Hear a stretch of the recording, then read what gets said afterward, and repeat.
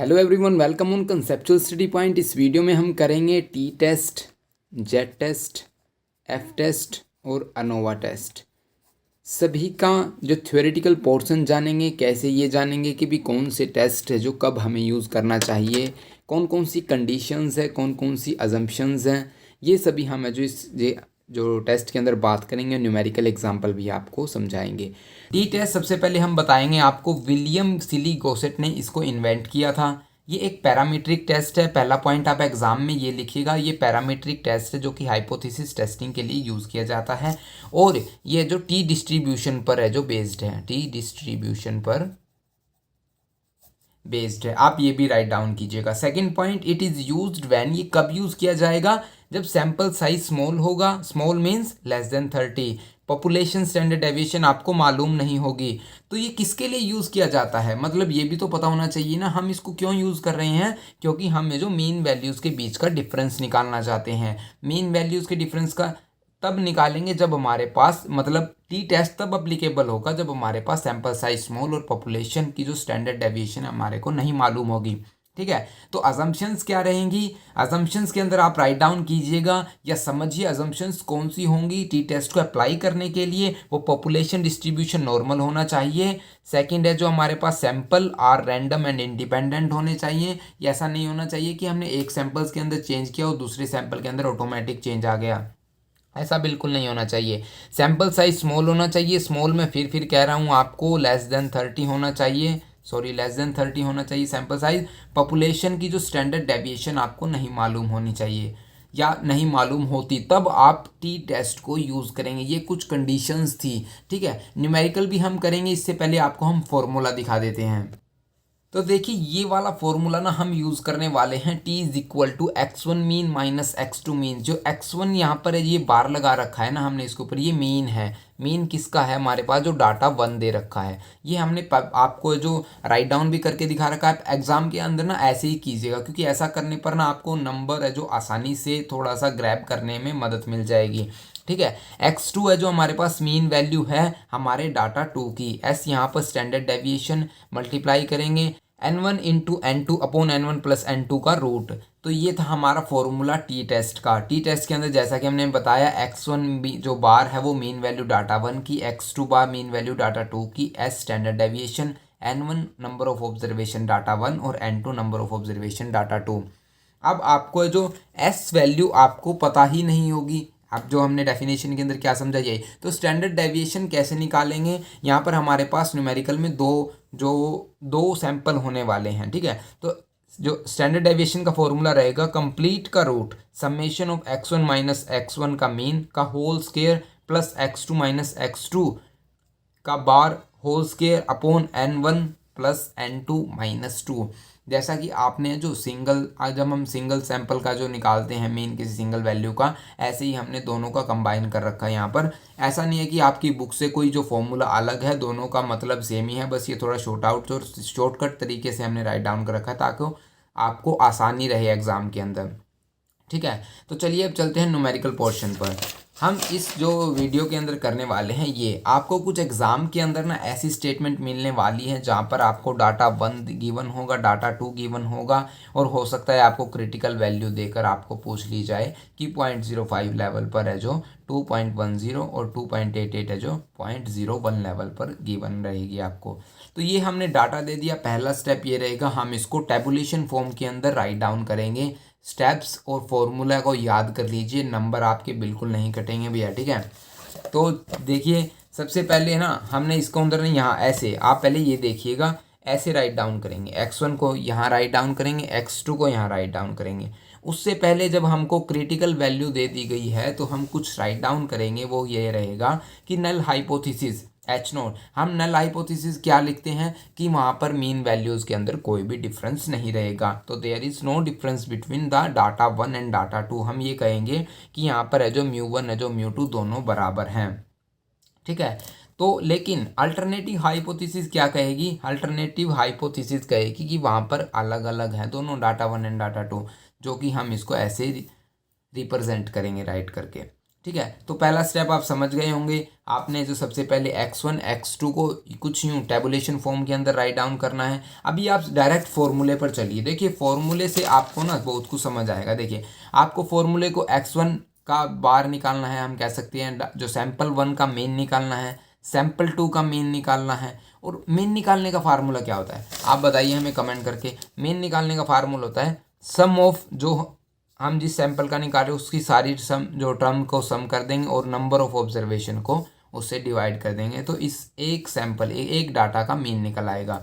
जैसा कि हमने एग्जांपल यहाँ पर फॉर्मूला लिख भी रखा है, आपको लिखी हुई हर एक चीज़ मिलेगी। ठीक है, आपको मतलब रटने की कोई ज़रूरत नहीं, आप चीज़ों को समझने की कोशिश कीजिए। x1 यहाँ पर हमने निकाला sum of observation, number of observation. हमने जो सबसे पहला स्टेप ये किया, x1 ये रखा, हमने इसका सम निकाल दिया, इनको सबको जोड़ दिया। ठीक है, x2 ये निकाल लिखा यहाँ पर हमने टेबुलेशन फॉर्म में और इसको जोड़ दिया। अब इन दोनों का यूज़ है ना, अपोन में 10 कर देंगे, अपोन में 10 कर देंगे और यहाँ से भी आप है जो शॉर्टकट से निकाल सकते हैं। यहाँ पर है जो हमारे x1 मीन 4 आ गया और x2 मीन 18 आ गया। तो ये आप ध्यान रखिएगा, पहले स्टेप्स को याद करिए। ठीक है, आपको टी टेस्ट लिखा, टी टेस्ट आपने एग्जाम के अंदर देखा, आपने सबसे पहले फार्मूला राइट डाउन किया। ठीक है, फार्मूला राइट डाउन करने के बाद आपने ये देखा हमें किस किस चीज़ की ज़रूरत है। सबसे पहले मेन वैल्यू जो हमें सेकंड सैंपल की। अब देखिए n1 n2 ये आपको पता है। ठीक है, क्योंकि दोनों की वैल्यू 10-10 है, इसमें कोई शक नहीं है।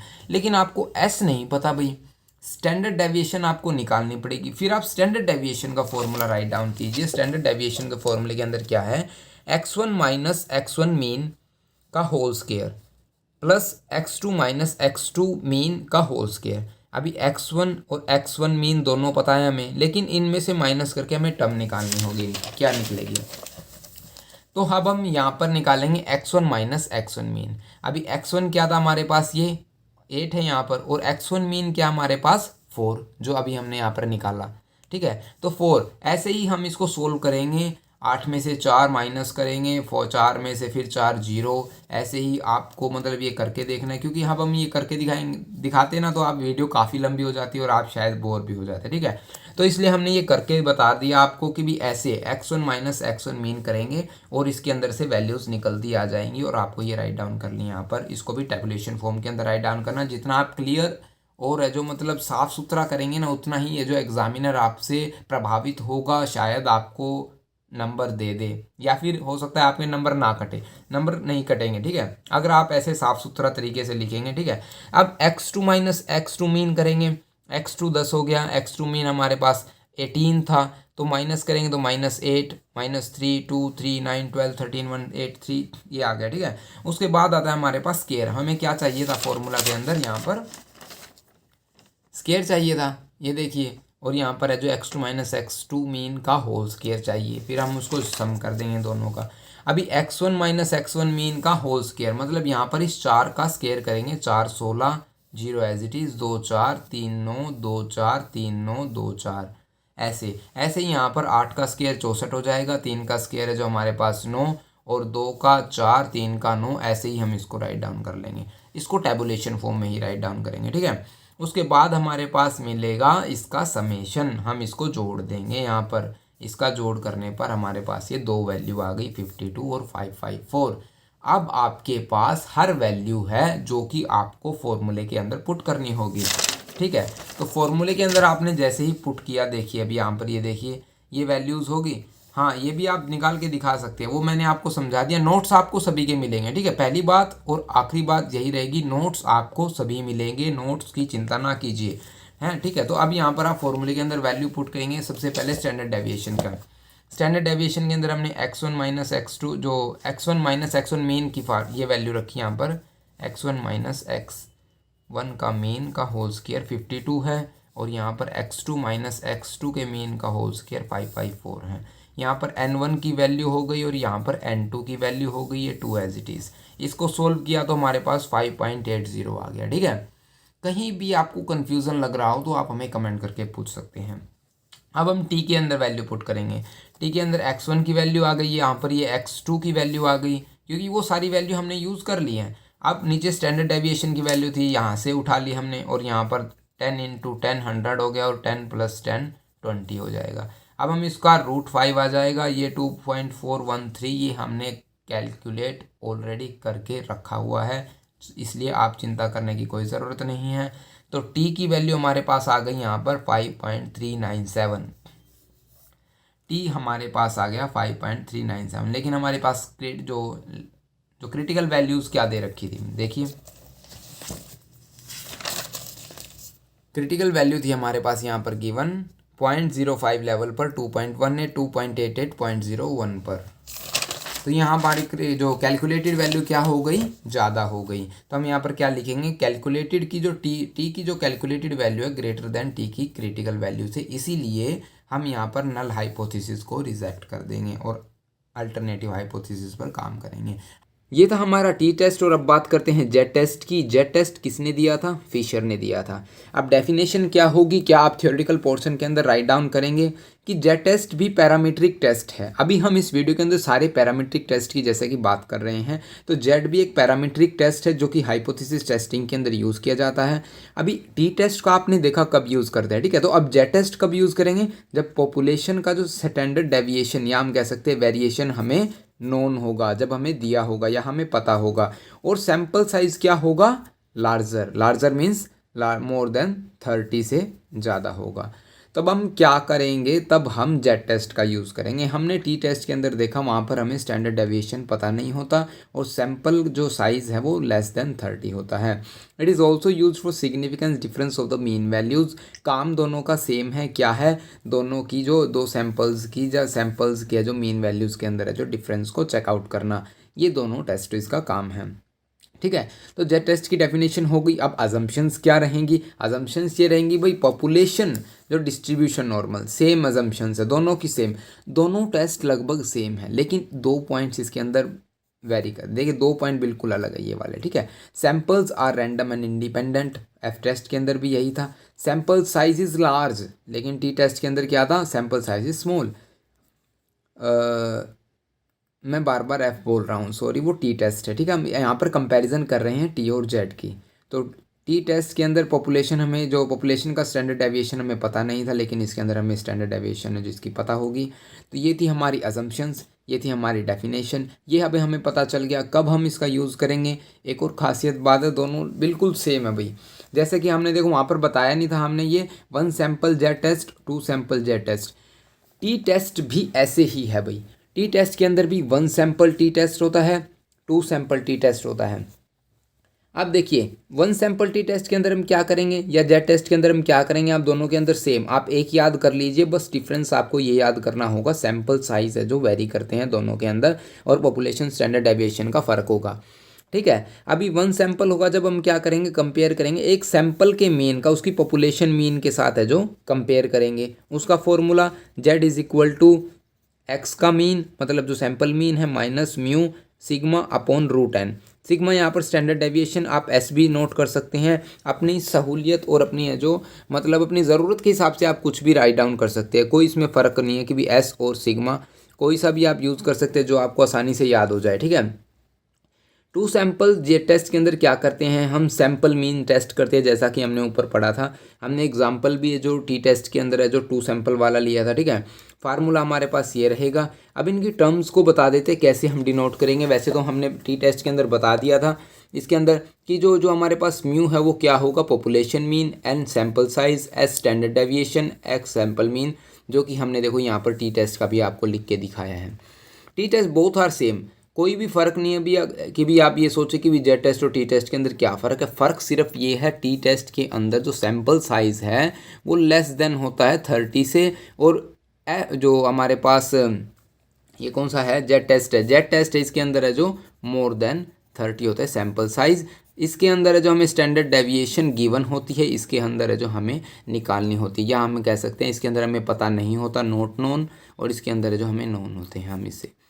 तो ये था 1 sample T test, 2 sample T test.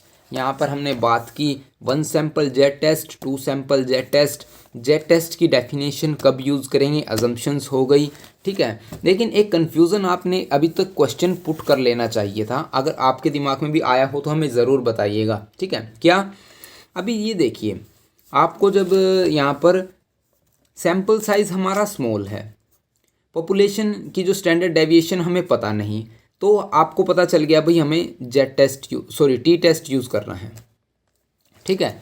लेकिन अब यहाँ पर देखिए सैम्पल साइज़ हमारा लार्ज है, ये हाइड करना था मेरे को, ठीक है, मैं गलती से हाइड कर गया ये वाला। सैम्पल साइज़ हमारा लार्ज है और पॉपुलेशन हम स्टैंडर्ड डेविएशन है जो पॉपुलेशन का, वो हमें पता है, तब हम जेड टेस्ट यूज़ करेंगे। आपने अभी तक क्वेश्चन किया नहीं या आपके दिमाग में आना चाहिए, मान लीजिए अगर सैम्पल साइज़ हमारा लार्ज हो और पॉपुलेशन की जो स्टैंडर्ड डेविएशन हमें नहीं पता हो, तो हम कौन सा टेस्ट यूज़ करेंगे। सैम्पल साइज़ तो लार्ज है, ऑब्वियस सी बात है, ये तो जेड टेस्ट की कंडीशन है, और पॉपुलेशन स्टैंडर्ड डेविएशन का पता नहीं, ये टी टेस्ट की कंडीशन है। अब कौन सा यूज़ करेंगे भाई, यहाँ पर हम जेड टेस्ट ही यूज़ करेंगे। एक और कंडीशन है, सैम्पल साइज़ अगर हमारा स्मॉल है जो कि टी टेस्ट की कंडीशन है, और पॉपुलेशन का जो वेरिएंस है वो हमारी पता है हमें, ये जेड टेस्ट की कंडीशन है, समझ रहे हैं। तब हम कौन सा यूज़ करेंगे, तो भी हम जेड टेस्ट ही यूज़ करेंगे। ये आपको बातें ध्यान में रखनी होगी, क्योंकि जब हमें पॉपुलेशन का जो वेरिएंस या स्टैंडर्ड डेविएशन हमें पता होगी तो जेड टेस्ट ही कंपैटिबल होगा, वहाँ पर हम यही यूज़ करेंगे। इन चीज़ों का आपने यूज़ करना है। जो टी टेस्ट का यूज़ तभी होगा जब सैम्पल साइज स्मॉल और स्टैंडर्ड डेविएशन हमें पता नहीं होगी। ये सिर्फ दो कंडीशन जब फॉलो करेंगी तो टी टेस्ट, अदरवाइज हम जेड टेस्ट अप्लाई करेंगे। ये था हमारा जेड टेस्ट, ठीक है। अब हम बात करते हैं एफ टेस्ट की भाई। अब हम बात करते हैं एफ टेस्ट की। एफ टेस्ट किसने दिया था, एफ टेस्ट दिया था रोनाल्ड फिशर ने, वो भी फिशर ने ही दिया था। ये भी हमारा पैरामीट्रिक टेस्ट रहेगा हाइपोथेसिस टेस्टिंग के लिए। ये पॉइंट सभी में सेम रहेगा, क्योंकि हम पैरामीट्रिक टेस्ट की ही बात कर रहे हैं, ठीक है। अभी तक हमने जो 2 पैरामीट्रिक टेस्ट कर लिए हैं, अभी हमारा तीसरा पैरामीट्रिक टेस्ट है। जो हमारा पॉइंट रहेगा क्या कि भी जो पैरामीट्रिक टेस्ट का यूज़ किया जाता है नल हाइपोथेसिस के लिए, जहाँ पर normal population have the same variance. जब हमारे पास जो हमारे पास पॉपुलेशन गिवन होगी उसका वेरिएंस क्या रहेगा, सेम वेरिएंस रहेगा 2 पॉपुलेशंस का। ये इसकी कंडीशंस हो गई, ठीक है। अब हम क्या कह सकते हैं कि भी एफ टेस्ट का यूज़ किसके लिए किया जा सकता है, सिंपल सैम्पल वेरिएंस की कंपैरिजन के लिए। हम ये भी तो सिंपल वर्ड में ये कह सकते हैं कि एफ टेस्ट का use comparison of equality of sample variance, जो सैम्पल वेरिएंस की सैम्पल के वेरिएंस को कंपेयर करने के लिए एफ टेस्ट का प्रयोग किया जाता है, हम ये कहेंगे, ठीक है। तो अब F test is the ratio of 2 variance. F test आपको ना एनोवा टेस्ट अगर आपने पहले कभी पढ़ा हो, या 2 या 3 मिनट के बाद हम जो एनोवा टेस्ट करने वाले हैं, वहाँ पर जो 7th स्टेप है वो एफ रेशियो निकालने का है। वहाँ पर हम क्या करते हैं, मीन वैल्यूज़ का अलोंग द ग्रुप और विद इन द ग्रुप है जो दोनों का रेशियो निकालते हैं। एफ रेशियो का एनोवा के अंदर यूज़ होता है, यही अब हम डिस्कस करेंगे। जैसे कि अब यहाँ पर हमने वेरिएंस का यूज़ किया है, यहाँ पर हमने क्या किया, वेरिएंस का रेशियो निकाल दिया। हम एफ टेस्ट का कब यूज़ करते हैं, जो हमारे पास 2 नॉर्मल पॉपुलेशंस दी होंगी उनके वेरिएंस का रेशियो निकाल रहे हैं हम यहाँ पर, तो एफ टेस्ट का वहाँ पर यूज़ किया जाता है। ये सिंपल वर्ड्स के अंदर इन शॉर्ट हम आपको कह सकते हैं। ये फार्मूला रहेगा जो हमारा एसडी निकालने का, स्टैंडर्ड डेविएशन निकालने का फार्मूला ये रहा। एस जो आपने टी टेस्ट के अंदर किया था, वहाँ पर हमने 2 सैंपल का एक साथ निकाला था स्टैंडर्ड डेविएशन।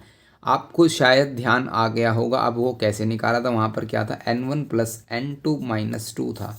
वहाँ पर 2 थे, तो देखिए यहाँ पर हम दिखा देते हैं n-1, अगर हम प्लस कर देते हैं n2 - 1 तो माइनस माइनस प्लस हो जाएगा और n1 n2 दोनों ऐड हो जाएंगे।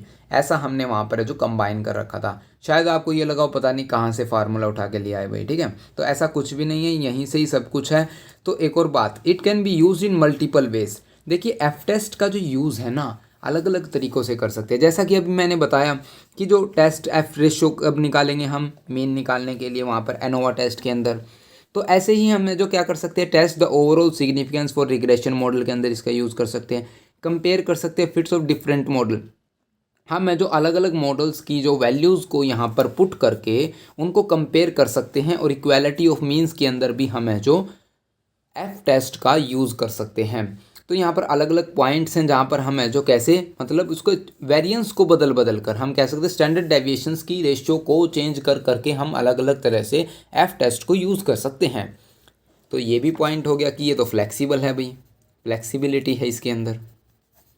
तो ये था एफ टेस्ट। हमने क्या किया अभी, F test, Z test, T test. अब हम करेंगे एनोवा टेस्ट।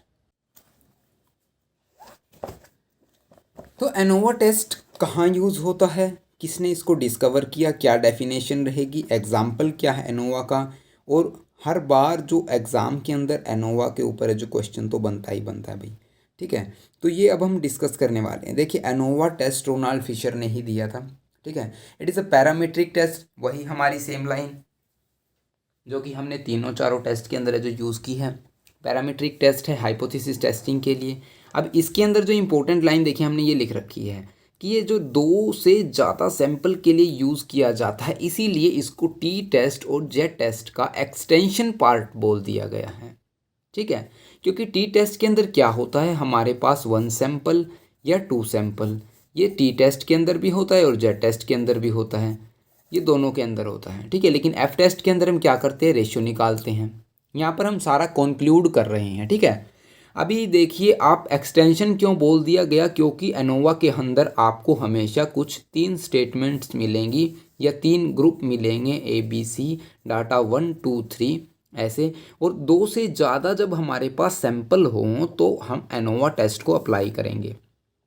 ठीक है, इसका यूज़ किसके लिए किया जाता है, test for the significance of difference of the mean value among more than 2 sample group. काम सभी का वही है कि हम मीन वैल्यूज़ के अंदर डिफरेंस को चेकआउट कर रहे हैं, और यहाँ पर फ़र्क ये है 2 से ज़्यादा सैंपल ग्रुप होंगे। ठीक है, आपको आई होप आपको समझ आ रहा होगा, जैसे हम चीज़ों को रिलेट करना सीख रहे हैं वहाँ पर हम है जो आसानी से सीख जाते हैं चीज़ों को। ठीक है, it uses F test to test the equality of mean and relative variance between them. Last step जो होगा ना हमारा 7th, लास्ट जो सेकंड होगा वो एफ टेस्ट होगा। उसके बाद एक टेबल का 8वां टेस्ट होता है, 8वां स्टेप होता है एनोवा के अंदर। कौन कौन से स्टेप्स है जो अब हम यूज़ करने वाले हैं, देखिए अजम्पशंस कर लेते हैं पहले। पॉपुलेशन डिस्ट्रीब्यूशन नॉर्मल होगा, सेम पॉइंट है। Sample are random and independent होंगे। सैंपल वेरिएंस सेम होंगे हमारे पास। यहाँ पर जो स्टैंडर्ड डेविएशन जो हम निकालेंगे जो सैंपल्स की वो सेम रहेगी। ठीक है, अब हम बात करते हैं एग्जाम्पल पर चलते हैं सीधा, और वहाँ पर आपको स्टेप जो है हमारे पास 7 स्टेप होंगे। 8वां हमारे पास जो टेबल बनाने का स्टेप है, इनको अगर आप राइट डाउन कर लेते हैं तो आपका एग्ज़ाम के अंदर जो क्वेश्चन है वो पूरा कंप्लीट हो जाता है। ठीक है, तो ये है आपका न्यूमेरिकल। आपको एग्ज़ाम के अंदर कैसे चीज़ मिलेगी, कैसे आपको न्यूमेरिकल स्टेटमेंट मिलेगी, आपको ग्रुप ए दे दिया होगा, ग्रुप बी दे दिया होगा और ग्रुप सी दे दिया होगा, और क्रिटिकल वैल्यूज़ यहाँ पर राइट डाउन कर दी जाएंगी साइड में या नीचे, और यहाँ पर कुछ ऐसे है जो इन वैल्यूज़ को लिखा मिलेगा आपको क्वेश्चन। आपका सबसे पहला स्टेप है जो एग्ज़ाम के अंदर एनोवा टेस्ट देखते ही ये रहना चाहिए कि मुझे एनोवा ही करना है, क्योंकि इसके अंदर भाई न्यूमेरिकल पोर्शन के अंदर अगर आपकी कैलकुलेशन के अंदर गलती है तो उसका कोई इलाज नहीं है। अदरवाइज़ अगर आपके स्टेप्स सही हैं तो आपका जो नंबर कोई भी नहीं काट सकता। ये जो मैथमेटिकल जो क्वेश्चंस की जो खासियत होती है, तो सबसे पहले आपको क्या करना है, इनको टेबुलेशन फॉर्म के अंदर राइट डाउन कर देना। जैसे ग्रुप ए है, यहाँ पर आर्ट्स ग्रुप ए दे रखा है x1 15 14 11 12 10। ठीक है, यहाँ पर हम ना 3 से 4 एग्जाम्पल इसके अंदर दिखाने वाले हैं आपको एनोवा के अंदर, ताकि आपके जो एग्ज़ाम के अंदर जो क्वेश्चन का जो आंसर है ना आप गलती से भी गलत ना करें एग्ज़ाम के अंदर, एग्जामिनर को कोई मौका मिले आपके मार्क्स को कट करने का। तो सबसे पहले आप इस ग्रुप ए को x1 के रूप में लिख देंगे कि हमने इसको x1 कंसीडर कर लिया है, ग्रुप बी को x2 और ग्रुप सी को x3 के तरह हम राइट डाउन कर देंगे। देखिए इसके अंदर ना और कुछ भी नहीं करना, x1 का स्केयर करना है सबसे पहले। जैसे 15 है तो इसका स्केयर 225 हो जाएगा, 14 का 196, 11 का 121, 12 का 144, 10 का 100। ऐसे ही x2 का करेंगे, ऐसे ही x3 का करेंगे।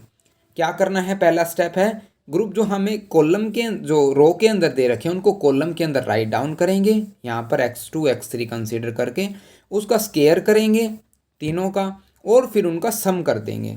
जैसे समेशन ऑफ x1 ये है, समेशन ऑफ x1 का स्केयर ये रहेगा, x2 का स्केयर, x3 का स्केयर। इम्पोर्टेंट चीज़ ये है आपको एग्ज़ाम के अंदर कैलकुलेटेड अलाउड रहेगा।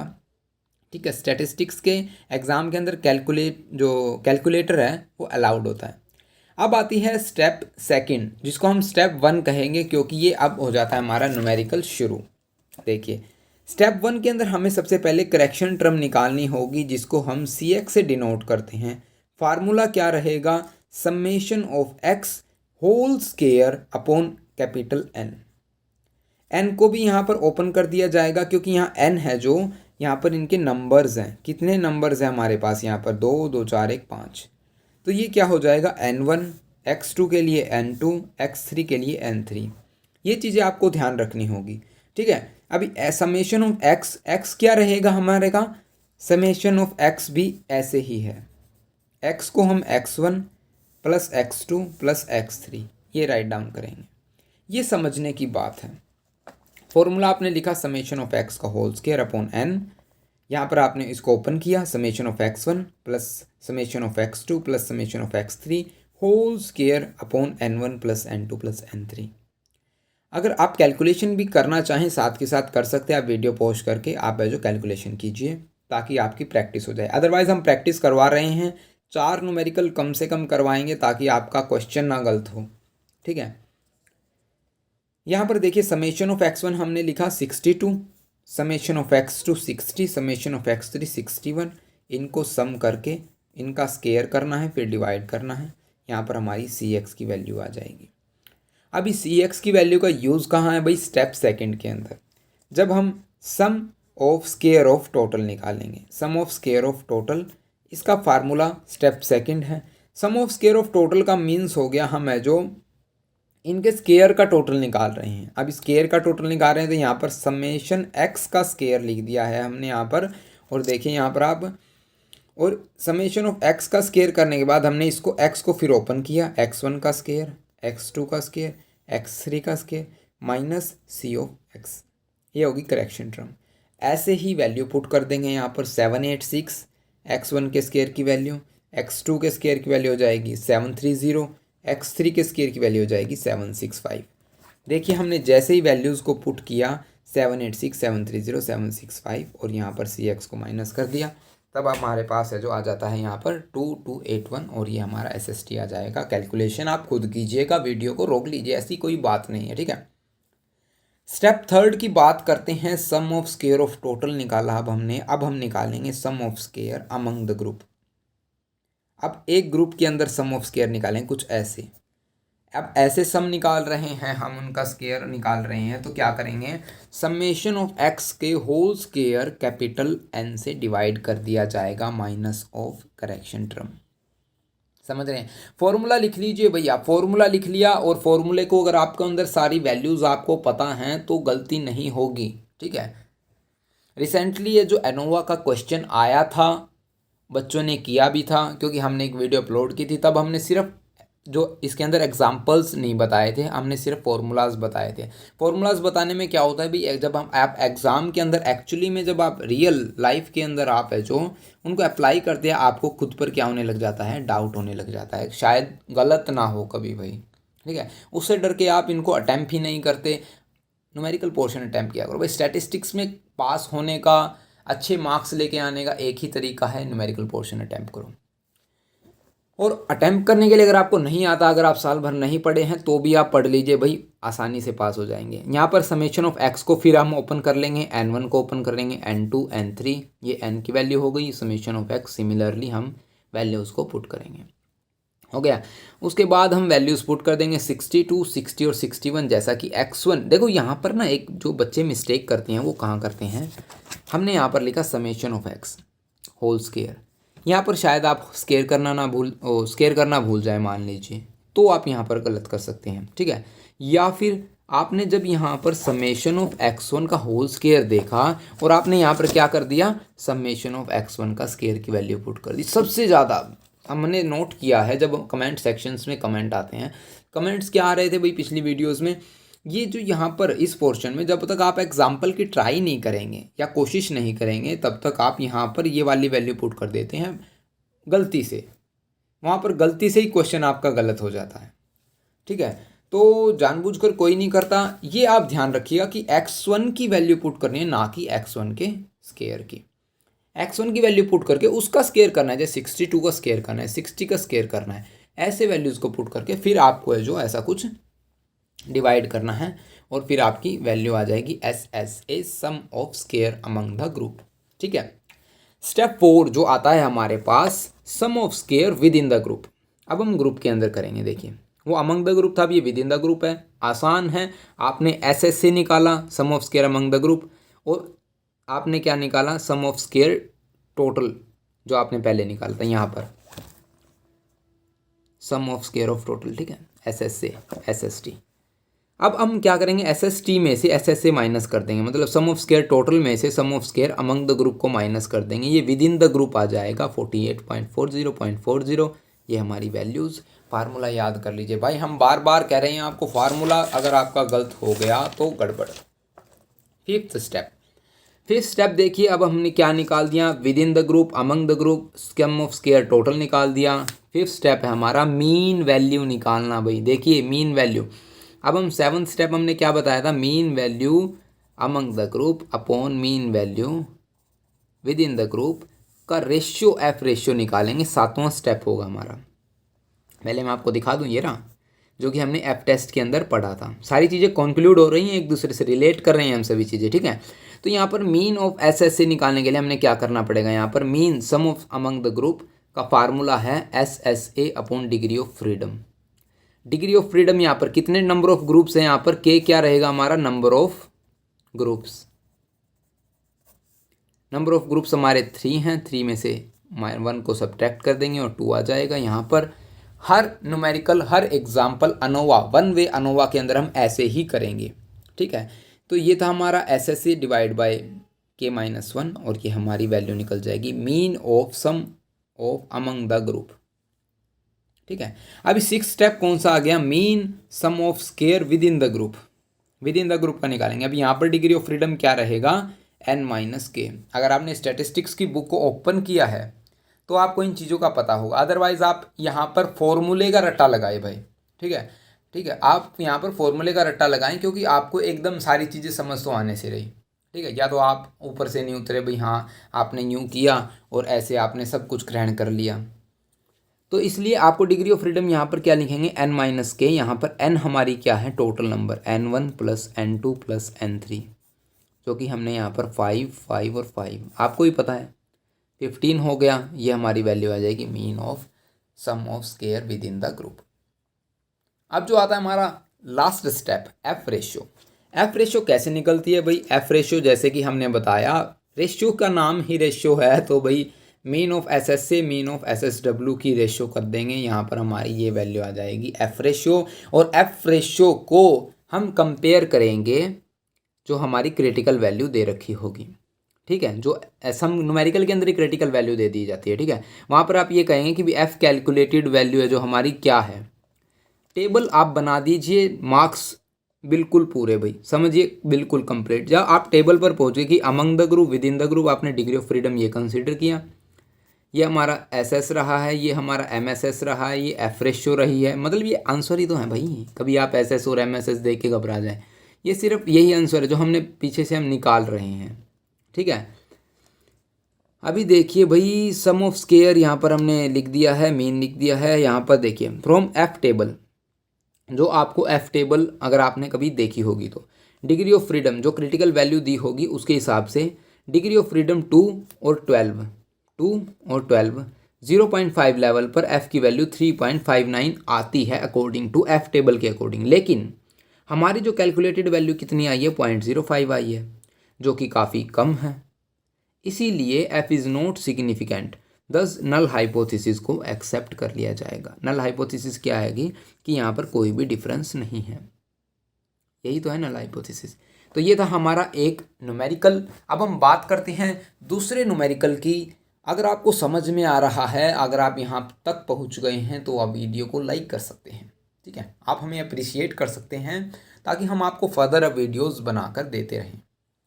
नेक्स्ट जो न्यूमेरिकल आता है हमारे पास, ये देखिए, ये सारे रिसेंट जो एग्ज़ाम्स के अंदर क्वेश्चन आए हुए हैं हमने वो आपको प्रोवाइड करवाए हैं। कभी आप ये सोचने लग जाए भाई ये क्वेश्चंस कहाँ से लेकर, हम रिसेंटली जो एग्ज़ाम के अंदर आ रहे हैं हम वही उठा रहे हैं, ताकि आपका आंसर भी मैच हो जाए, जिन्होंने कर लिया वो भी देख ले और जिन्होंने नहीं किया वो सीख ले। अब इसके अंदर देखिए आपको फिर से 3 ग्रुप दे रखे हैं। हम आपको सिर्फ ये बताने की कोशिश करें, अगर आप यहाँ से ट्राई करना चाहें तो भी आप कर सकते हैं। ऐसे ही आपको 3 ग्रुप दे रखे होंगे, ए बी सी, यूं रो के अंदर। सबसे पहला स्टेप अभी हम जल्दी जल्दी करेंगे, एक हमने बिल्कुल शांति से और आराम से समझा है, अब हम इसको जल्दी जल्दी करेंगे। पहला स्टेप x1 x2, ये हम राइट डाउन कर लेंगे। x1 का स्केयर कर लेंगे, x2 की वैल्यू और x2 का स्केयर कर लेंगे, x3 की वैल्यू और x3 का स्केयर कर लेंगे। कॉलम के अंदर लिख लिया हमने इनको सबसे पहला, उसके बाद हम कैलकुलेटर उठाएंगे और इसको जोड़ लेंगे, इनको सभी को सम कर देंगे। जोड़ दो भाई, जल्दी जल्दी जोड़ दो और कॉपी पेन उठाइए और अभी आप करके देखिए, साथ के साथ करिए। वीडियो को रोक लीजिए, कोई जल्दीबाजी नहीं है, आप वीडियो को रोक लीजिए, वीडियो को आप फिर से चलाएंगे वहीं से चलेगी। ठीक है, स्टेप 1 वही स्टेप हो गया हमारे पास, करेक्शन टर्म निकालना सी एक्स। फॉर्मूला क्या हो गया भाई, समेशन ऑफ एक्स का होल स्क्वायर अपॉन एन। अभी यहाँ पर आपको ये याद रखना क्या है, समेशन ऑफ एक्स को ओपन करना है, x1 plus x2 plus x3 का होल स्क्वायर करना है, divide by n1 plus n2 plus n3। Capital N है, एन को खोल देंगे। यहाँ पर ये याद रखना है, पहले हमें x1 की वैल्यू पुट करनी है, x2 की वैल्यू, x3 की वैल्यू, कंप्लीट का स्क्वायर, कैलकुलेशन, सोल्व अपने हाथों से करिए और सी एक्स की वैल्यू 3000 आ जाएगी। आप न्यूमेरिकल सिर्फ लिख लीजिए। ठीक है, पहला एग्जाम्पल देख के वीडियो को वहाँ से काट दीजिए और फिर आप खुद कॉपी के अंदर, जो अपनी रफ कॉपी या फेयर कॉपी के अंदर, आप उसको राइट डाउन कीजिए, सॉल्यूशन निकालिए। अगर आपका क्वेश्चन मैच करता है तो आप वीडियो को लाइक कर दीजिए। ठीक है, अदरवाइज आप फिर से देखिए, प्रैक्टिस करें, क्योंकि अभी देखिए हमने थोड़ा करवाना थोड़ा बंद कर दिया। 3 एग्जाम्पल हैं, एक ना एक तो आपका सही होगा ज़रूर। ठीक है, और जौन सा सही होगा वो, मतलब ये समझ लिए वहाँ से, ये दिसंबर 2015 में आया हुआ है ये जो क्वेश्चन है। अभी हम जो हमारा जून 2021 या दिसंबर 2021, वो 2 एग्जाम्पल और हमने लिख रखे हैं, वो और आपको दिखाएंगे। Second step SST sum of square निकालना है, summation of X square minus of this one. ये हो गया हमारे पास 916 156, ऐसे ऐसे ऐसे करके आप वही फॉर्मूला यहाँ पर देखिए, ऐसे ऐसे निकालेंगे, summation of X square upon N. वही बात नोट करने की है, x1 की वैल्यू पुट करनी है और फिर उसका स्केयर करना है। x1 की वैल्यू 943 थी, x2 की 122 842। ऐसे आपको ये जो क्वेश्चन करना है, ऐसे ही SSA की वैल्यू निकल जाएगी। अभी 4 स्टेप बिल्कुल आसान है, SST माइनस SSA, ये हमारी SSW within the group sum of square निकल गई है। 5वां स्टेप भी निकाल देंगे। अब तो आसान हो रहे हैं, देखो K-1 3 हमारे पास ग्रुप है, 2 इसका डिग्री ऑफ फ्रीडम, N-K यहाँ पर 30 रहेगा, क्योंकि हमारे पास जो नंबर ऑफ, जो एक ग्रुप के अंदर जो नंबर्स हैं वो टोटल ऑब्जर्वेशंस वो कितनी हैं, 10 हैं, टोटल कितनी हो गई, 30 हो गई।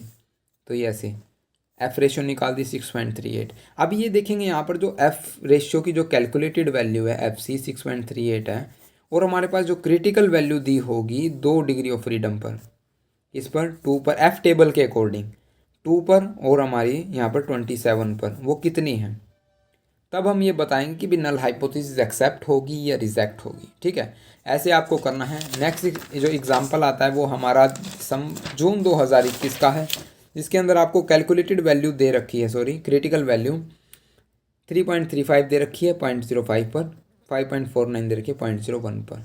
ये आप एग्जाम्पल को सोल्व करें। PDF की चिंता मत कीजिएगा, PDF आपको जो नोट्स वहाँ से मिल जाएंगे आपको टेलीग्राम से, ग्रुप से हमारे। यहाँ पर है जो, फिर आप क्या आ गए यहाँ पर, group A group B group C हो गया। आप यहाँ पर है जो वही सबसे पहले कॉलम के अंदर राइट डाउन करेंगे, x2 को कॉलम के अंदर राइट डाउन करेंगे, x3 को कॉलम के अंदर राइट डाउन करेंगे, स्केयर करेंगे, फिर उनका सम करेंगे, स्केयर करेंगे, सम करेंगे, स्केयर करेंगे, सम करेंगे।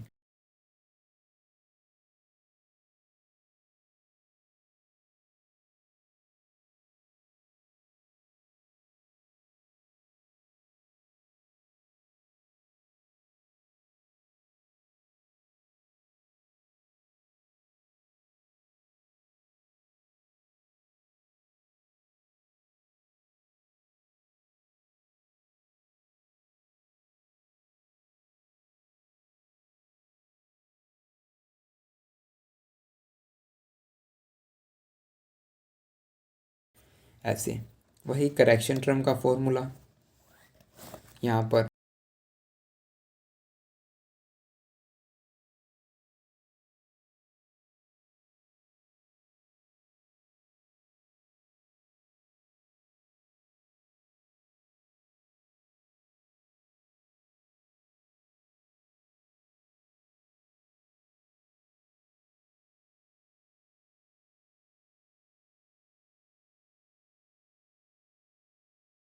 स्टेप 2,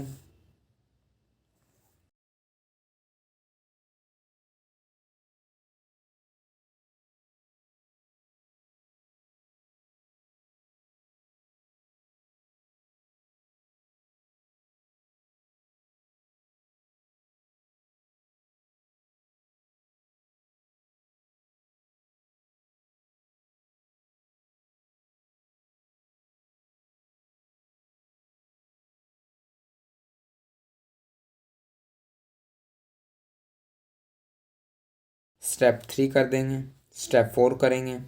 हम आपको दिखा देते हैं पूरा वीडियो के अंदर, डोंट वरी, नोट्स आपको सभी मिल जाएंगे। तो ये है हमारा कुछ ऐसे ही अभी, ठीक है। सॉल्यूशन हम आपको ना नोट्स के अंदर प्रोवाइड कर देंगे। यहाँ पर हमने एक और कर रखा है एग्जाम्पल, देखिए यहाँ पर, ये भी आपको प्रोवाइड कर दिया जाएगा विद वीडियो, डोंट वरी, आपको विद वीडियो, आप वीडियो के अंदर भी कर सकते हैं, ठीक है। तो ये थे हमारे सारे parametric test, non parametric test हैं। हम उनके अंदर सबसे पहले जो अब करने वाले हैं वो काई स्क्वायर। चलिए शुरू करते हैं डेफिनेशन से। तो क्या है, आप क्या लिखेंगे, आप क्या समझते हैं काई स्क्वायर से?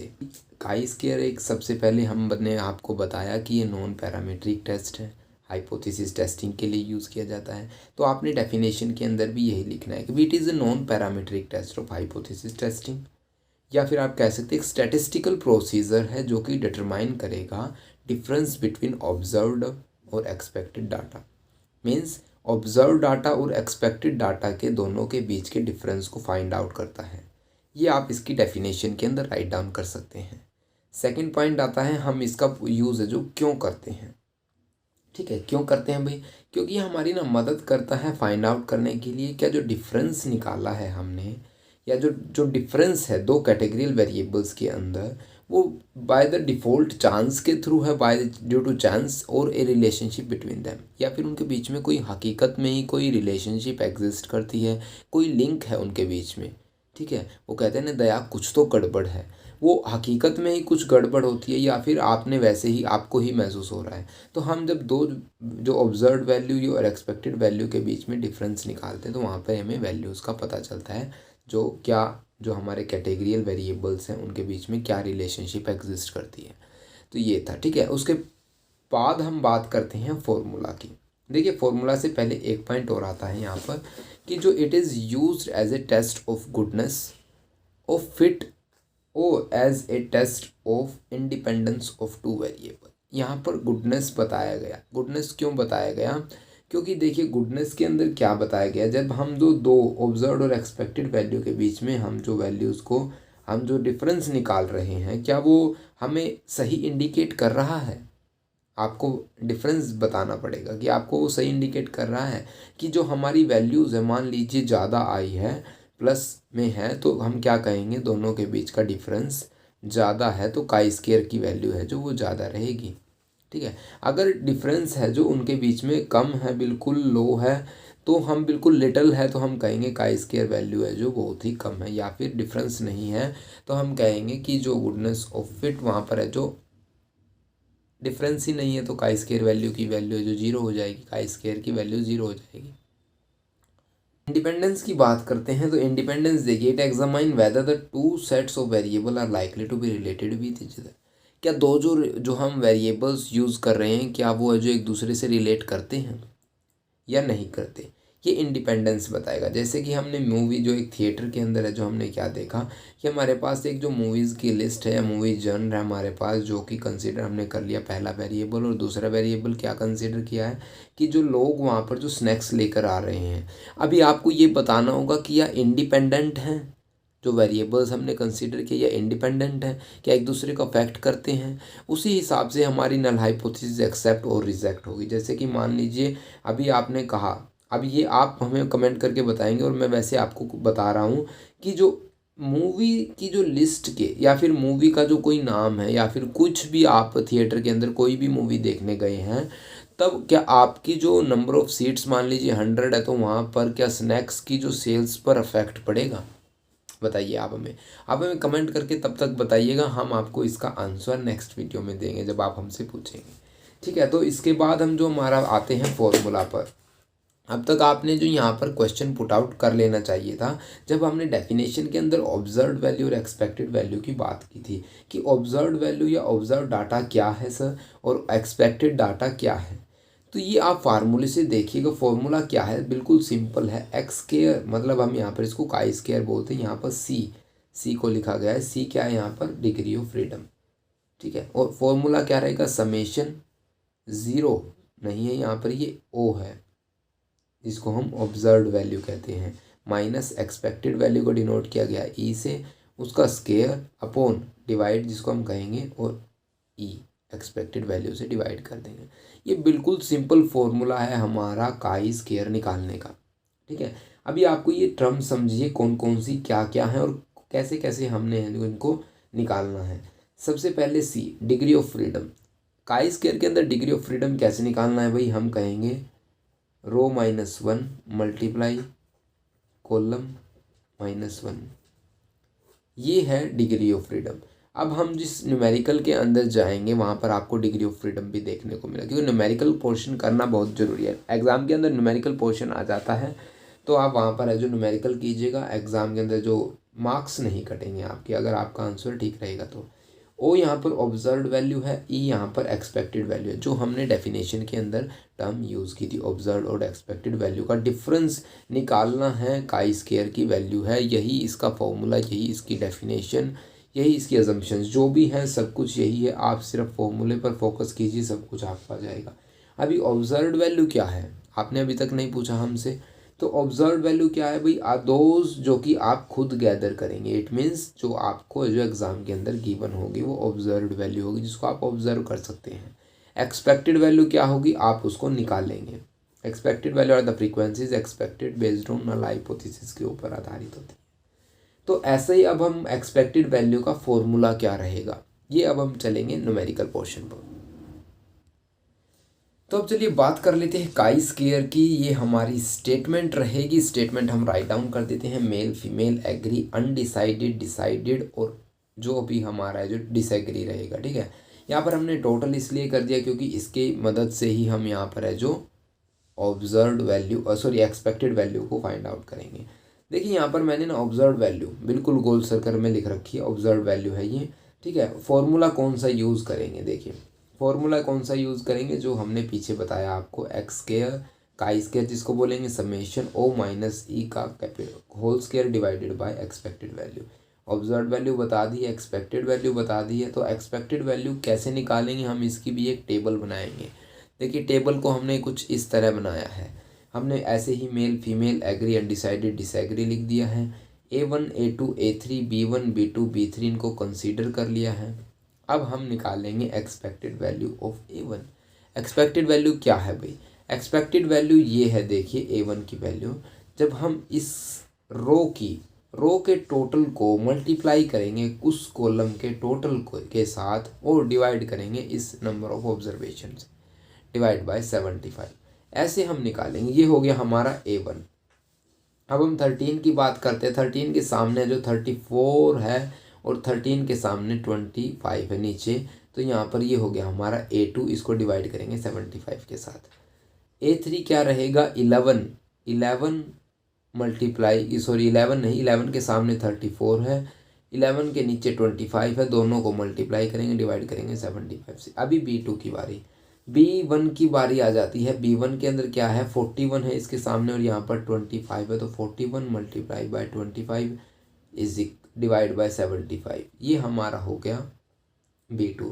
सिमिलरली हम ये सभी वैल्यूज़ निकालेंगे। आपको एक्सपेक्टेड वैल्यू निकालनी आनी चाहिए। हमने एक्सपेक्टेड वैल्यू आपको फॉर्मूला बताया, row total column total divided by total number of observation. यहाँ पर A1 हो गया हमारे पास, A2 A3 B1 B2 B3 सभी वैल्यूज़ हमने निकाल ली हैं। अब हम इसको टेबुलेशन फॉर्म के अंदर लिख देंगे। देखिए टेबुलेशन फॉर्म के अंदर लिखने के लिए आपको क्या करना होगा, जो टेबल आपको प्रोवाइड कर रखी थी, जो टेबल कुछ यूँ थी, जैसे उसके अंदर 10 13 11 जो मेल थे हमारे पास, फीमेल थे 15 12 और 14, हमने इनको क्या कर दिया, 10 13 11 को कॉलम के अंदर उतार दिया, यूँ लिख दिया। फिर 15 12 14 ठीक उसके नीचे हमने ऐसे आपको दिखा रहे हैं जैसा कि राइट डाउन कर दिया है, ठीक है। एक्सपेक्टेड वैल्यू को भी हमने ऐसे ही सिमिलरली राइट डाउन कर दिया है। ओ माइनस ई हमने क्या किया, ऑब्जर्व वैल्यू और एक्सपेक्टेड माइनस से माइनस कर दिया, यहाँ पर -1.3, 1.67, 0.33, 0.134, 0.34, ऐसे ही हमने इनका स्केयर किया, डिवाइड किया उनकी एक्सपेक्टेड वैल्यू से। बात यहाँ पर नोट करने की ये है, जो अब हम डिवाइड कर रहे हैं एक्सपेक्टेड वैल्यू को, एक्सपेक्टेड वैल्यू के साथ, तो एक्सपेक्टेड वैल्यू वही यूज़ करेंगे जो कि इनके साथ यूज़ की गई है पर्सनली। जैसे कि हम A2 की बात करें तो A2 के अंदर एक्सपेक्टेड वैल्यू 11.33 थी, या फिर हम B2 की बात करें तो B2 के अंदर एक्सपेक्टेड वैल्यू की वैल्यू 13.66 थी। ठीक है, तो ये बात आपको नोट करनी रहेगी, क्योंकि इन्हीं पॉइंटों पर है जो गलतियां हो जाती हैं अक्सर। और यहाँ पर आपका जो आंसर आने लग गया है, आपने सभी को सोल्व कर लिया और यहाँ पर ऐड कर दिया है यहाँ पर इसको, और ये हमारा आ गया है काई स्क्वायर की वैल्यू। डिग्री ऑफ फ्रीडम कैसे निकालना है वो हमने आपको शुरुआत में ही बता दिया, कॉलम -1 मल्टीप्लाई बाय रो -1, 3 -1, 2 -1, और यहाँ पर 2 डिग्री ऑफ फ्रीडम आ गया।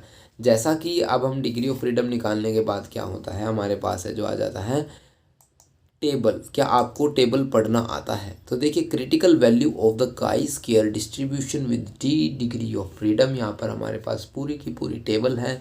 अलग अलग हमारे पास जो क्रिटिकल वैल्यूज़ दे रखे 0.05, 0.01, 0.001, यहाँ पर सभी की जो डिग्री ऑफ फ्रीडम दे रखी है। हमने देखनी है 2 पर, तो हम यहाँ पर 2 पर देख रहे हैं। देखिए 0.05 पर है जो 5.991, 9.2110 और 13.816, ऐसे मतलब यहाँ पर जो डिग्री ऑफ फ्रीडम है जो 0.75 से सभी ज़्यादा ही हैं। तो हमारे पास क्या रहेगा, जो कैलकुलेटेड वैल्यू वो कम है। ठीक है, कैलकुलेटेड वैल्यू कम है क्रिटिकल वैल्यू से, तो हमारी H0 रिजेक्ट हो जाएगी। इट मीन्स H1 है जो एक्सेप्ट हो जाएगी। ये था हमारा काई स्क्वायर न्यूमेरिकल का आंसर। ठीक है, तो ये न्यूमेरिकल था भाई। न्यूमेरिकल आप ध्यान से कीजिएगा, क्योंकि एग्ज़ाम के अंदर न्यूमेरिकल का मार्क्स कटते नहीं अगर आप सही करते हैं। काई स्क्वायर कंप्लीट करने के बाद अब हम बात करते हैं मैन विटने यू टेस्ट और क्रुशियल वैलिस टेस्ट की। देखिए, मैन विटने यू टेस्ट ने क्या कहा, सबसे पहले हम जो, अगर आपके पास थ्योरेटिकल क्वेश्चन आ जाता है, अदरवाइज आपके पास अगर प्रैक्टिकल भी आता है, तो आप पहले थोड़ा थ्योरेटिकल लिखिए। ठीक है, ताकि एग्जामिनर पर अच्छा इम्पैक्ट पड़े। तो हम कह सकते हैं सबसे पहले ये नॉन पैरामीट्रिक टेस्ट है, हाइपोथेसिस टेस्टिंग के लिए यूज़ किया जाता है। किस नाम से ये जाना जाता है एग्ज़ाम के अंदर, जैसे कि मैन विटने विल्कोक्सन टेस्ट, जैसे एग्ज़ाम के अंदर अभी आया था हाल ही में। ठीक है, तो मैन विटने विल्कोक्सन रैंकसम टेस्ट, ये 2 नाम और हैं जिसके नाम से हम इसको जानते हैं। एक हमारे पास यू टेस्ट, जिसको आप सभी जानते हैं ही। तो इन 2 नामों से भी इसको जाना जाता है। इसका यूज़ किया जाता है कि भी हमारे पास दो इंडिपेंडेंट सैंपल्स हैं। एक खास बात है, क्रुशियल वैलीज के अंदर हमें जो 2 से ज़्यादा भी सैंपल्स का जो 2 से ज़्यादा सैंपल्स के ऊपर है जो इन्वेस्टिगेट करते हैं, उनको जो हमें जो उन डिस्ट्रीब्यूशंस के सैंपल्स पर है जो हम इन्वेस्टिगेट करते हैं। ठीक है, लेकिन इसके अंदर क्या होता है, हमारे पास 2 इंडिपेंडेंट सैंपल होते हैं। हम देखते हैं कि ये जो सेम डिस्ट्रीब्यूशन पर काम कर रही हैं नहीं कर रही हैं। ठीक है, तो हमारे पास मैक्सिमम वैल्यू क्या रहेगी, N1, जो हमारे पास एक ग्रुप के जो टोटल नंबर्स हैं, नंबर ऑफ केसेस बोल सकते हैं आप। ठीक है, या नंबर ऑफ एलिमेंट, या फिर N2। एक जो खासियत है ना इसके अंदर क्या है, वो अब हम इसको आपको इस जो पेज को करने के बाद बताएंगे। इसका जो मतलब आपका आंसर गलत ही नहीं हो सकता, 100% श्योर और गारंटी के साथ हम बता सकते हैं कि आप अगर करके आए हैं यू टेस्ट है मैन विटने का, तो आपका आंसर गलत हो ही नहीं सकता। ठीक है, तो कैसे, मैक्सिमम वैल्यू हमारे पास N1 इंटू N2 को मल्टीप्लाई कर दीजिए, वो हमारी मैक्सिमम वैल्यू मिलेगी और मिनिमम वैल्यू 0 रहेगी इसके अंदर। बात करते हैं फॉर्मूला की। फॉर्मूला कौन सा है, कैसे अप्लाई करना है, ये भी हम आपको बताएंगे, लेकिन पहले आप पढ़ लीजिए थोड़ा। ठीक है, यू को हम है जो U1 प्लस U2, अभी हमने इसको U1 और U2 का फॉर्मूला को याद रखना होगा। U1 के फॉर्मूला का है N1 into N2 multiply plus, यहाँ पर हमने ब्रैकेट के अंदर क्या बंद करना है, N1 into N1 plus 1 upon 2 minus summation of R1। अभी R क्या है यहाँ पर, जो हमारी रैंक देंगे हम इसके अंदर, ये रैंक बेस्ड है। ठीक है, एक पॉइंट आप ये भी लिख सकते हैं ऊपर कि भी it is based on ranking system, ये रैंक बेस्ड है। आप न्यूमेरिकल के अंदर आपको ज़्यादा क्लियर हो जाएगा। न्यूमेरिकल करते ही आप है जो ये ही टेस्ट करोगे, जब आपको पता चलेगा क्यों गलत नहीं होगा ये एग्ज़ाम के अंदर। ठीक है, सिमिलरली U2 के अंदर है जो ये पोर्शन सेम रहेगा, N2 आ जाएगा बस, बाकी माइनस समेशन ऑफ R2 आ जाएगा। तो अब हम आपको कह रहे थे कि ये क्वेश्चन गलत क्यों नहीं होगा, क्योंकि आप आखिर में इसको वेरीफाई कर सकते हैं, इसके जो आंसर को वेरीफाई कर सकते हैं। उसके लिए जो कौन सी ट्रिक्स हैं, U1 प्लस U2, जो आपकी U1 की वैल्यू आप फाइंड आउट करोगे, U2 की वैल्यू फाइंड आउट करोगे, तो वो आपकी N1 इंटू N2 दोनों को मल्टीप्लाई करोगे तो वो दोनों बराबर मिलेंगी आपको। अगर आपकी बराबर नहीं है तो आपका न्यूमेरिकल कहीं ना कहीं छोटी या बड़ी कोई भी मिस्टेक हो रखी है, अदरवाइज आपका न्यूमेरिकल बिल्कुल ठीक रहेगा।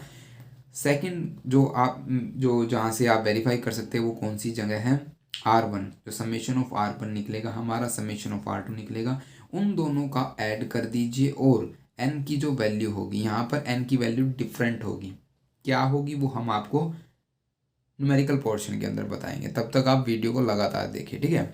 अभी हम बात कर लेते हैं क्रुशकोल वैलिस टेस्ट। देखिए क्रुशकोल वैलिस, जिसको आप H टेस्ट, हाल ही में ये भी आया था एग्ज़ाम के अंदर, तो आपको पता होना चाहिए डायरेक्ट H टेस्ट से भी आ जाता है आपको, या फिर डायरेक्ट है जो आपको क्रुशकोल वैलिस टेस्ट बोल देंगे। तो ये ध्यान रखिएगा, नाम और है जो दोनों को याद रखिएगा। अब शुरू करते हैं थ्योरेटिकल पोर्शंस के साथ, है जो it is a non parametric test of hypothesis testing same line, ठीक है। It is extension of Mann Whitney U test. Extension क्यों बोला गया, क्योंकि आपको पता है उसके अंदर जो यू टेस्ट के अंदर हम 2 सैंपल्स का यूज़ करते थे, हमारे पास 2 सैंपल्स होते थे, लेकिन अब 2 से ज़्यादा हम 3 का भी यूज़ कर सकते हैं, 4 का भी यूज़ कर सकते हैं, 5 का भी यूज़ कर सकते हैं। नंबर ऑफ सैंपल्स हमारे इंक्रीज हो जाते हैं तो वहाँ पर एक्सटेंशन हो जाती है, और एक्सटेंशन होते ही हम कौन सा टेस्ट अप्लाई करेंगे, H टेस्ट अप्लाई करेंगे। तो it is the extension of Mann Whitney U test. ये टेस्ट है जो use for the comparing two वो more independent sample of equal और डिफरेंट सैंपल साइज। उनका सैंपल साइज अलग भी हो सकता है और सेम भी हो सकता है। ये किस पर, रैंक बेस्ड है, एक्चुअल डाटा के, does not assume the population be normally distributed.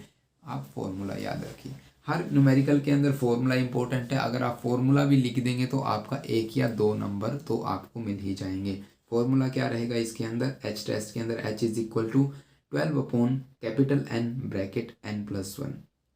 N क्या रहेगा यहाँ पर, टोटल नंबर ऑफ केसेस। मान लीजिए आपके पास 3 यहाँ पर ग्रुप दे रखे हैं, तो इन ग्रुप के अंदर है जो ये जो नंबर्स ऑफ केसेस होंगे, इंडिविजुअली जब हम ग्रुप की बात करेंगे तो वहाँ पर हम स्मॉल n से रिप्रेजेंट करेंगे, और जब हम टोटल नंबर ऑफ जो केसेस की बात करें तब हम कैपिटल N से रिप्रेजेंट करेंगे।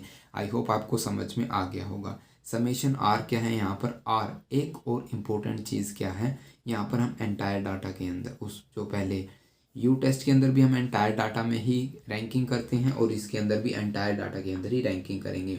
तो ये हमारा फॉर्मूला है, फॉर्मूले को आप रट लीजिए, घोल के पी लीजिए, और अब हम चलते हैं न्यूमेरिकल पोर्शन पर। तो न्यूमेरिकल देखिए आप, न्यूमेरिकल के अंदर सबसे पहले हमने लिख दिया Kruskal Wallis H test observation program 1, program 2, program 3 and program 4। हम इसके जो पहले न्यूमेरिकल को एक बार राइट डाउन कर देते हैं स्टेटमेंट को।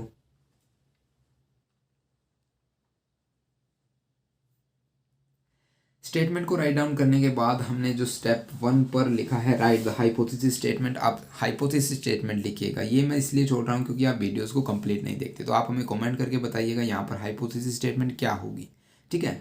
आखिर में हम बताएंगे आपको यहाँ पर हाइपोथेसिस स्टेटमेंट क्या रहेगी। स्टेप 2 के अंदर रैंक करेंगे हम एंटायर डाटा में, तो कैसे करेंगे रैंक, एक बार ये देख लेते हैं।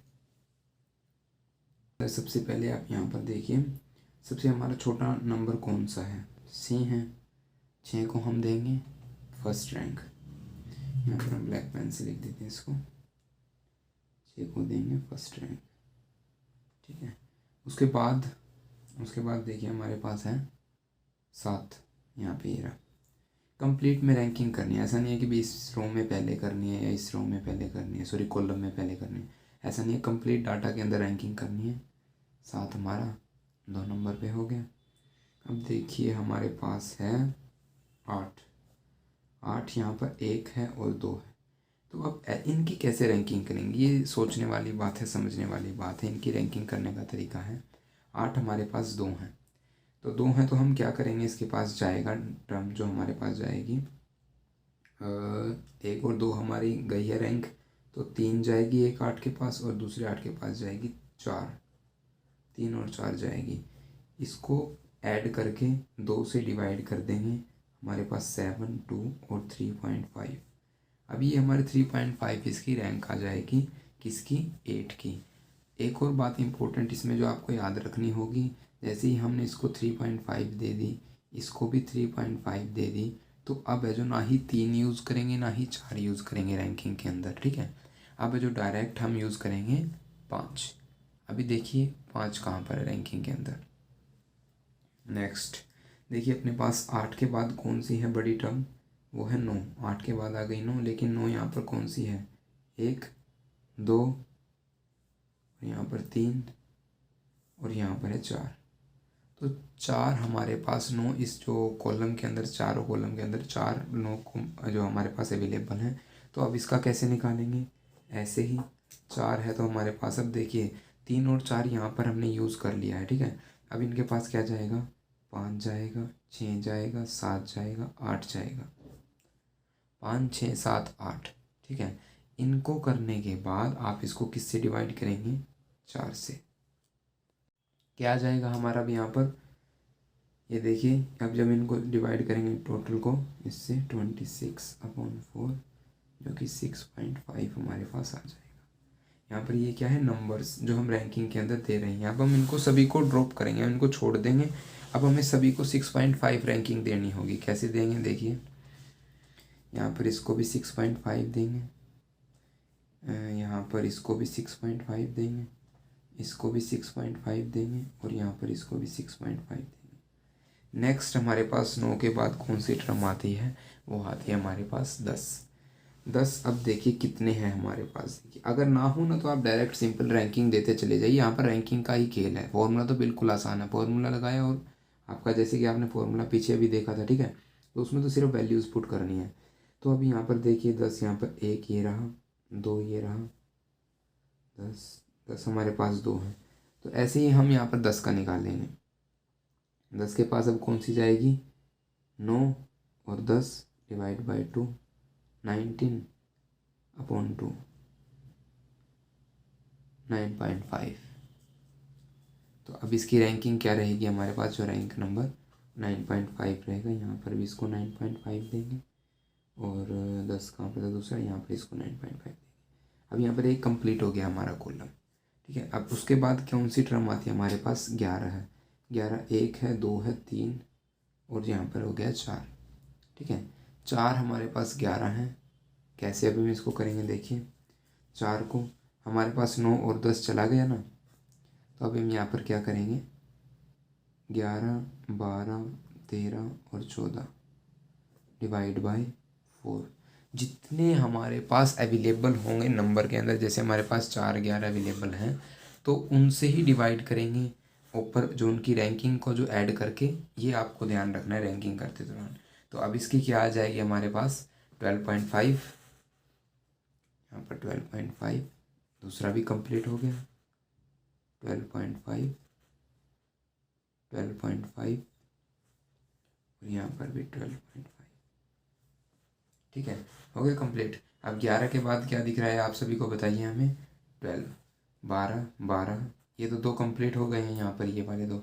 तो अब इन 2 के अंदर चेक करेंगे, 12 है यहाँ पर भी और यहाँ पर भी 12 है, तो 2 टर्म है यहाँ पर 12 की। तो 12 में अब कौन कौन सा यूज़ करेंगे आप बताइए हमें। 12 में करेंगे हम 15 और 16, 15 और 16 डिवाइड करेंगे किससे, 2 से। कितना हो गया, 31। 31 से जब हम डिवाइड करेंगे 2 को, तो तब हमारे पास क्या आ जाएगा, 15.5।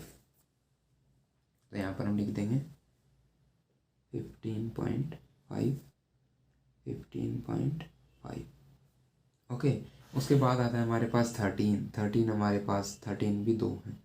अभी मान हमने कौन कौन सी ड्रॉप की हैं, 15 और 16। अब इसके अंदर क्या करेंगे, 17 और 18, 17 और 18 को ऐड करेंगे और 2 से डिवाइड कर देंगे। तो अब भाई हमारे पास कितना आ जाएगा, 17.5।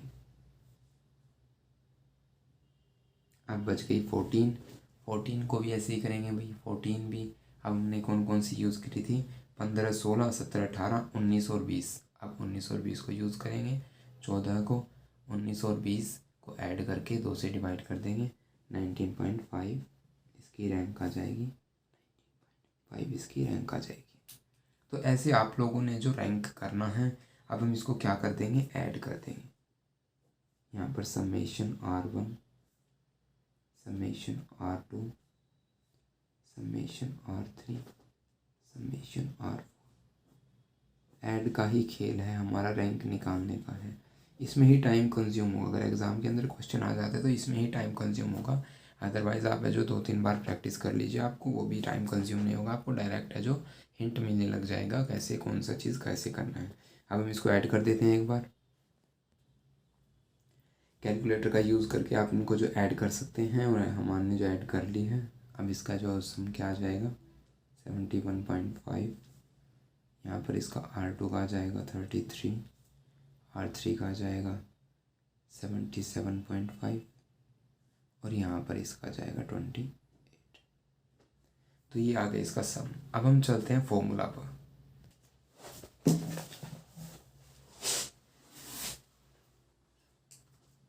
यहाँ पर लिखेंगे हम अपने फॉर्मूले को। क्या था formula? H is equal to 12/n into n+1 complete. यहाँ पर समेशन और समेशन r का square upon n 12/n into n+1 summation of summation r square upon n minus thrice of bracket n+1।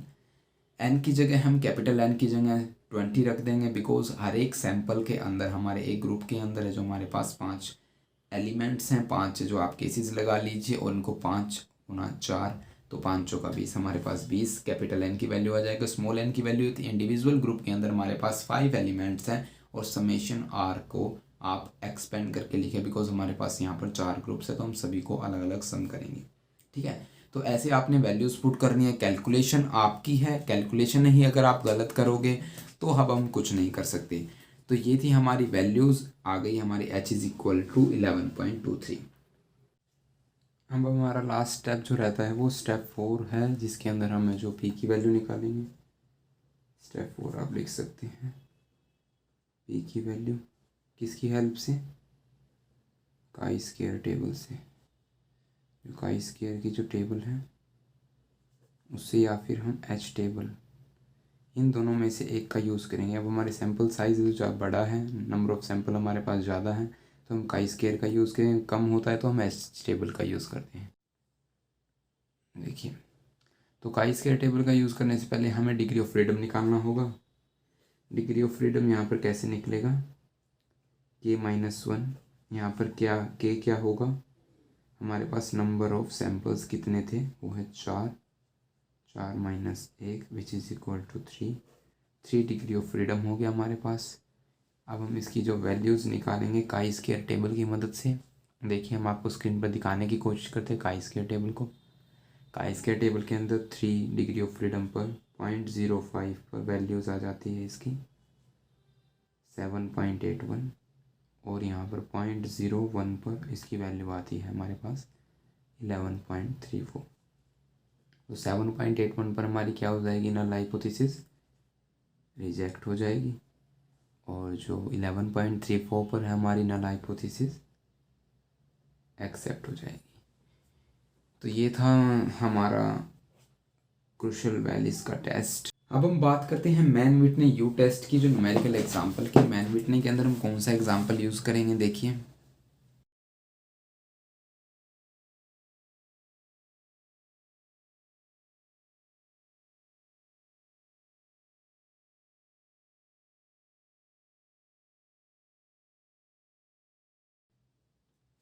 Exam के अंदर आपको statement कुछ इस तरीके से मिलेगी देखने को। आप इसको सबसे पहला स्टेप आपका क्या रहेगा? आपको जो ये टेबुलेशन फॉर्म के अंदर लिखनी होगी। टेबुलेशन फॉर्म में लिखिए सबसे पहले आप इसको।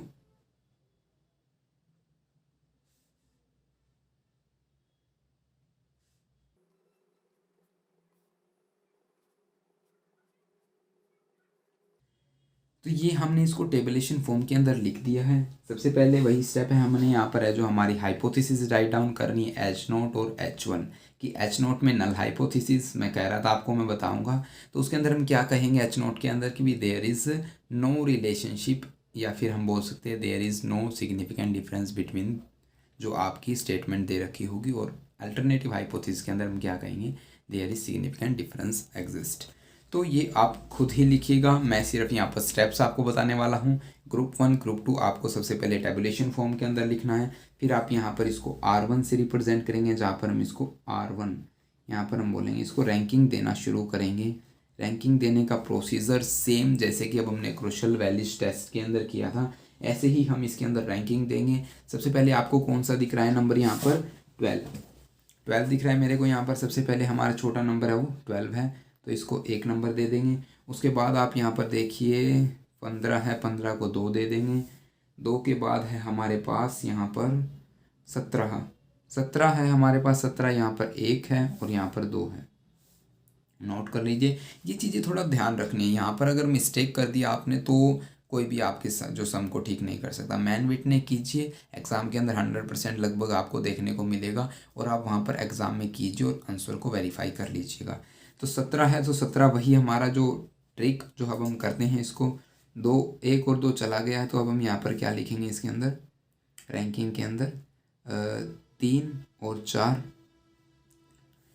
4 को यहाँ पर हम 2 से डिवाइड कर देंगे 7, तो हमारे पास आ गया 3.5।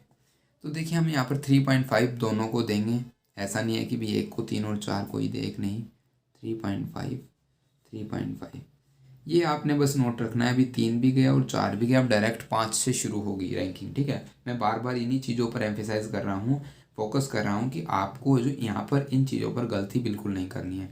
अब 17 के बाद कौन सी चीज़ आती है, यहाँ पर देखिए 18 है, तो यहाँ पर हम 5 देंगे इसको रैंकिंग। 18 के बाद यहाँ पर 20, इसको 6 देंगे। ये वाली कंप्लीट हो गई। अब हम यहाँ पर आ जाते हैं 45, 51, यहाँ पर 3 रह गई हैं, तो 6 के बाद हम इसको 7 दे देंगे, और इसके बाद 45 को 8 दे देंगे, इसको 9 दे देंगे और इसको 10 दे देंगे। तो अब हमारी रैंकिंग हो गई है भैया कंप्लीट। रैंकिंग के बाद आपको क्या करना है, एक और छोटी सी बात, जैसे कि आपने क्रुशियल वैल्यूज़ के अंदर देखा था, यहाँ पर N1 और N2 यहाँ पर सिर्फ 2 ही चीज़ सेम थी, तो हमने क्या किया, यहाँ पर N1 को जो हमारा रैंकिंग है, जो हमारी N है N, और यहाँ सेकंड रैंकिंग उससे नेक्स्ट वाली रैंकिंग है, उनको डिवाइड कर दिया नंबर ऑफ टर्म्स से, जितनी हमारे जो एग्जिस्ट करती हैं, जो रिपीटेड नंबर हैं, उनसे हमने उसको डिवाइड कर दिया। ये चीज़ आपको ध्यान रखना है, ठीक है। अब हम बात कर लेते हैं फॉर्मूला पर। भाई अब हम चलेंगे डायरेक्ट फॉर्मूला पर। इक्वेशंस के अंदर हमने क्या निकालना था, कुछ भी नहीं निकालना था, डायरेक्ट ही हमने यहाँ पर अब इसका समेशन निकाल देंगे। समेशन हमारे पास क्या हो जाएगा, R1 का कैलकुलेटर आपको अवेलेबल रहेगा एग्ज़ाम के अंदर, तो 37.5 and summation R2 is equal to 17.5।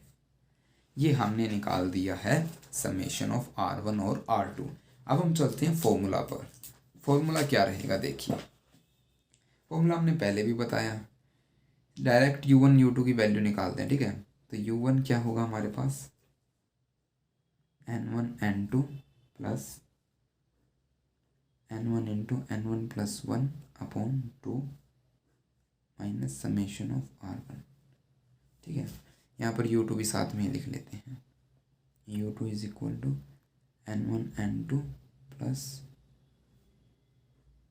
N2 into N2 plus 1 divide by 2 minus summation of R2। थोड़ी सी जगह की शॉर्टेज होगी भैया, आप थोड़ा केयरफुली देखिएगा, ठीक है। N1 और N2 की वैल्यू पुट करेंगे, अभी सारे सभी वैल्यूज़ इसके अंदर पुट कर देंगे। N1 की वैल्यू कितनी है हमारे पास, capital sorry small n, 1 2 3 4 5 individually, मैंने पहले बताया था इंडिविजुअली जब ग्रुप के एलिमेंट की बात करते हैं हम स्मॉल n की बात कर रहे हैं। यहाँ पर 5 एलिमेंट है, तो 5 इंटू 5 प्लस यहाँ पर हो जाएगा 5 into 6 upon 2 minus summation of R कितना है 37.5। डायरेक्ट वैल्यू पुट कर दिया मैंने यहाँ पर भी 25 मल्टीप्लाई कर दिया direct, plus 5 into 6 upon 2 minus 17.5।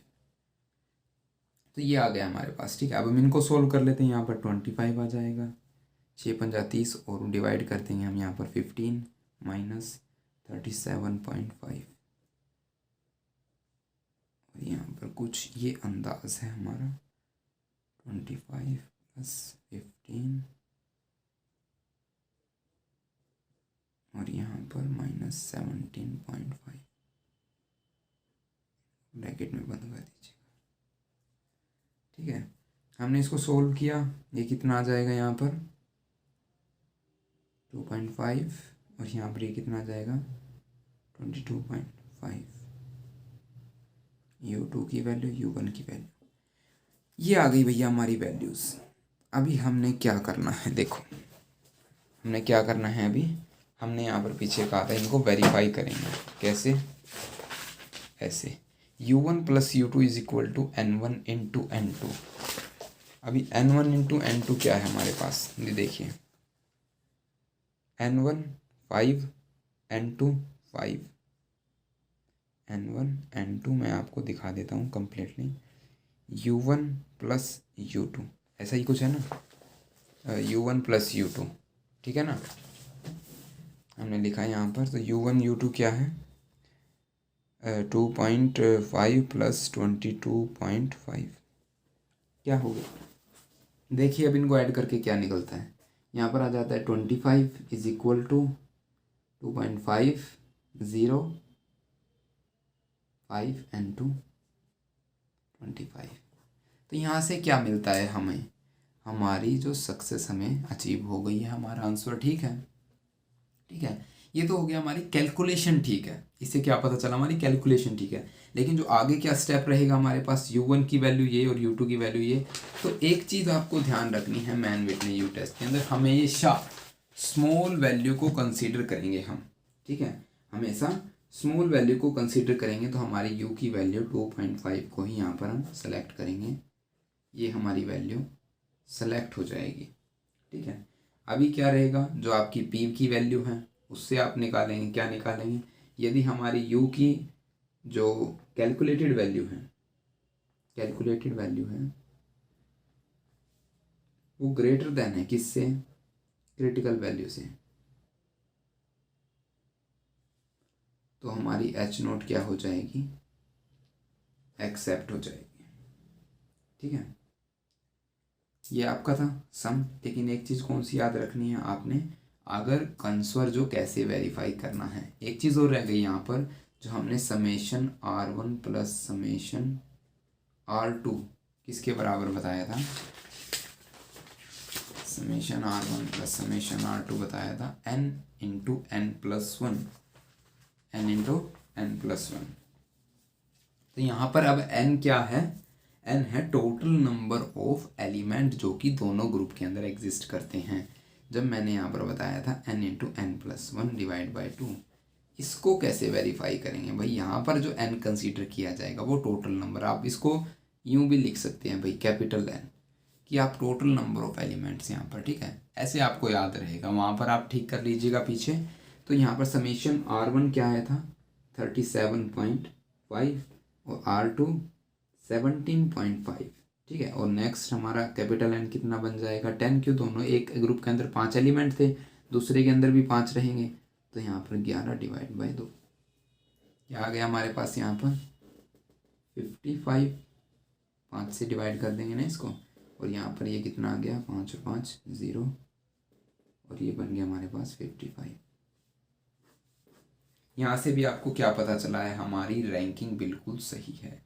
ये रैंकिंग का पता लगाने का कि आपने रैंकिंग ठीक की है या फिर आपकी रैंकिंग भी गलत हो गई है। क्यों, रैंक से हम क्या निकाल रहे हैं, रैंकिंग का पता, और वहाँ से आपको आपके आंसर का पता चल जाता है। यहाँ से आपको पता चल जाता है कि हाँ अब पूरे नंबर मिलेंगे भैया, अब मज़ा आ गया। ठीक है, तो ये था हमारा एच टेस्ट, क्रुशिकल वैल्यूज टेस्ट। अगर आपको कंटेंट अच्छा लगा तो आप वीडियो को लाइक कर दीजिएगा, चैनल को सब्सक्राइब कर लीजिएगा फर्दर अपडेट्स के लिए, साइकोलॉजिकल फैक्ट्स के लिए। आगे जो फर्दर वीडियोस ऐसी आएंगी जो आपकी लाइफ से रिलेटेड रहेंगी और आपका सब्जेक्ट और सिलेबस है जो सारा कवर होगा। तो thank you for watching this video, have a nice day.